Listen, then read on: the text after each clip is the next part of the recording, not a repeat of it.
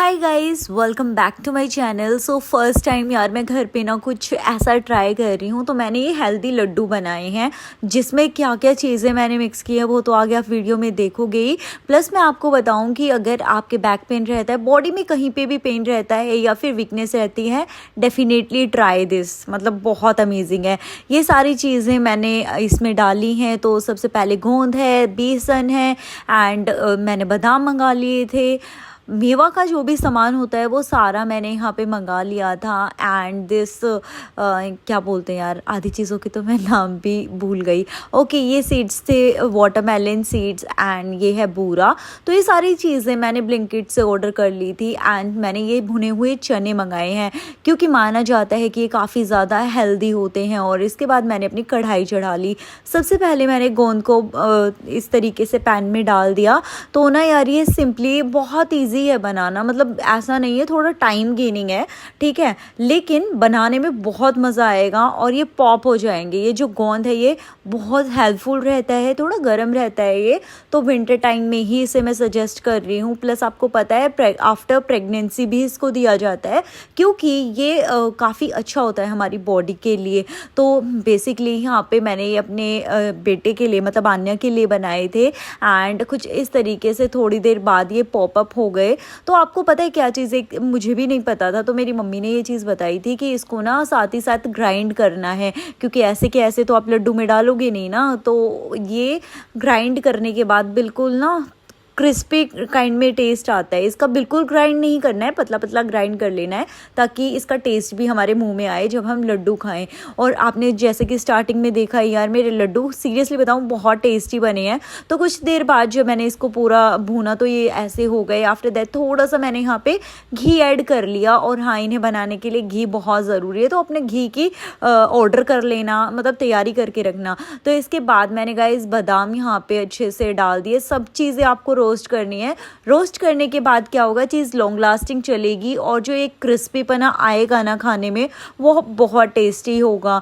तो हल्की कम आंच पे यहाँ पे मैं इसको ना साथ ही साथ मिक्स कर रही थी, क्योंकि अगर आप एक तरीके से इसको छोड़ दोगे ना तो वो ख़राब हो जाएगा, जल जाएगा। इसके बाद मैं यहाँ पे सारी ही चीज़ें आपको दिखा रही हूँ। मैंने किशमिश वगैरह सब चीज़ें, किशमिश मुझे ऑर्डर करने की ज़रूरत नहीं पड़ी, क्योंकि वो मैं पहले से मेरे घर पे रखी हुई थी।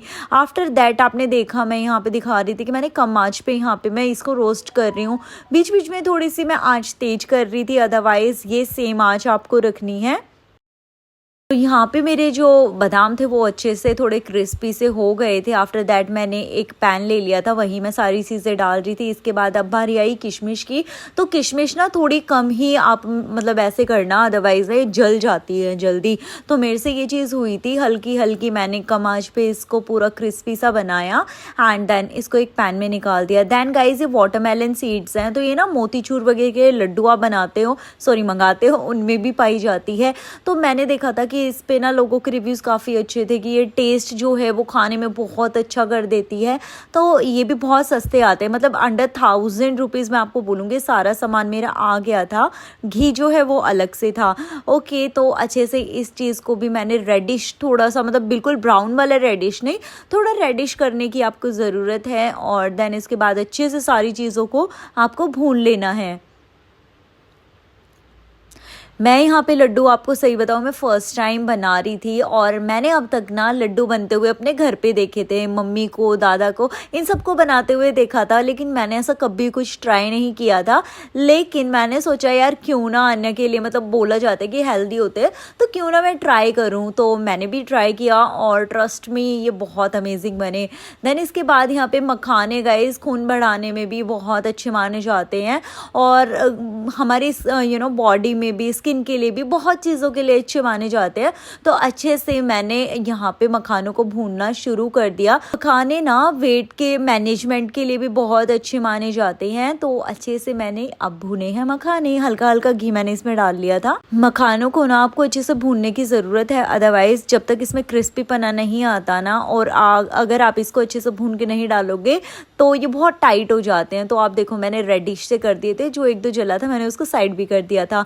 तो यहाँ पे पे सारा जो मेरा मेवा था एक तरीके से मैंने अच्छे से डाल लिया था। देन यहाँ पे मैंने थोड़ा सा नारियल कस के भी इसमें डाल लिया था। अब सारी चीज़ों को ना देखो खुरदुरापन मैंने दे दिया है, मतलब ऐसा नहीं किया कि मैंने पूरा पतले वाला मिक्स कर लिया, क्योंकि मेरे को वो बिल्कुल भी अच्छा नहीं लगता। मुझे पता लगना चाहिए खाने में कि ड्राई फ्रूट्स आ रहे हैं।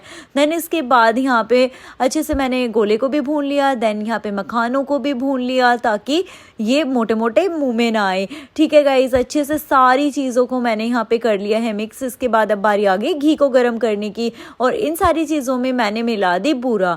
ओके, घी यहाँ पे मैंने पहले इतना लिया था, लेकिन ये घी तो बिल्कुल भी इनफ नहीं था, मुझे कढ़ाई भी चेंज करनी पड़ गई। थोड़ा सा मैस तो हुआ था, क्योंकि यार मतलब बनाने में थोड़ी मेहनत लग गई थी मुझे। एटलीस्ट मैं आपको बताऊं 2 घंटे मुझे लगे थे। तो यहाँ पे ये वाला जो आप देख रहे हो ये मैंने पूरा अच्छे से भून के रख दिया है।